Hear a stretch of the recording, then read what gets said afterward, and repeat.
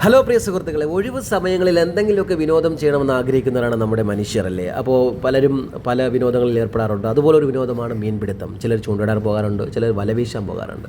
അപ്പോൾ വല വീശാൻ പോകുന്നവർ വല വാങ്ങാറുണ്ട്, ഒരു കൗതുകത്തിൻ്റെ മുകളിൽ വല വാങ്ങാറുണ്ട്. പക്ഷേ വല എങ്ങനെ അതിനെ കൂട്ടി യോജിപ്പിക്കണം, ഒരു കീറൽ വീഴുകയാണെങ്കിൽ, ഒരു പൊത്ത വീഴുകയാണെങ്കിൽ അതിനെ എങ്ങനെ കൂട്ടിക്കെട്ടണം എന്നറിയാത്തവരാണ് മിക്ക ആൾക്കാരും, ഞാനുൾപ്പെടെ.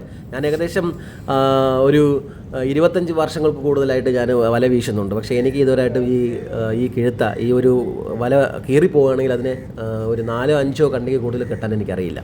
അപ്പോൾ നമുക്ക് തന്നെ ഈ ചേട്ടൻ ഈ ഒരു വല, ഇതൊരു വീശുവലയാണ്. ഈ വലയിൽ ഒരു നല്ലൊരു കിഴുത്ത വന്നിട്ടുണ്ട്, ഒരു പൊട്ടലുണ്ടായിട്ടുണ്ട്.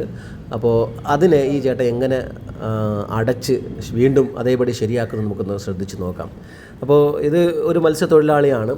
അവർക്കറിയാം അത് എത്ര തന്നെ വലിയ കീറലായാലും അതിനെ നല്ല രീതിയിൽ കൂട്ടി യോജിപ്പിക്കാൻ അതേപടി ആ വലയുടെ മെഷീൻ എങ്ങനെയാണോ വല നെയ്തിരിക്കുന്നത് അതേപടി വലയുടെ ഓരോ മെഷും കണ്ണികളും കറക്റ്റ് രീതിയിൽ വളർത്തി ഒന്ന് കൂടാനോ കുറയാനോ ആകാതെ,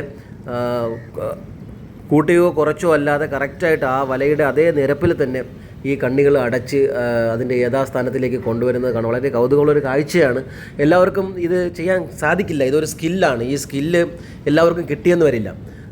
ഞാൻ പറഞ്ഞില്ലേ, ഞാനൊരു 25 വർഷങ്ങൾക്ക് കൂടുതലായിട്ട് വല വീശുന്നു. പക്ഷേ എനിക്ക് ഒരു 4 കണ്ണിയിൽ കൂടുതൽ വല അടയ്ക്കാൻ എനിക്കറിയില്ല. അപ്പോൾ ഇതൊരു ടെക്നിക്കാണ്. ഇത് കണ്ടുപഠിക്കണം, എങ്ങനെയാണ് കണ്ണുകളെ വളർത്തിക്കൊണ്ടുവരുന്നുള്ളത്. ഇപ്പോൾ നിങ്ങൾക്ക് ഈ വീഡിയോയിൽ കണ്ട വളരെ ക്ലിയറായിട്ട് കാര്യങ്ങൾ മനസ്സിലാകും എന്ന് ഞാൻ വിശ്വസിക്കുന്നു.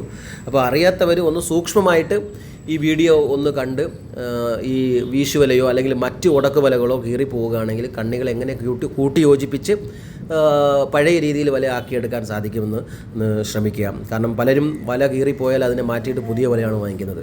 പ്രത്യേകിച്ച് നമുക്ക് ഇത് അറിയാമെന്നുണ്ടെങ്കിൽ തീർച്ചയായിട്ടും നമുക്ക് മെയിൻറ്റെയിൻ ചെയ്ത് കുറച്ച് കാലത്തേക്ക് കൂടെ ഉപയോഗിക്കാം. എന്തായാലും thank you for watching coastal times.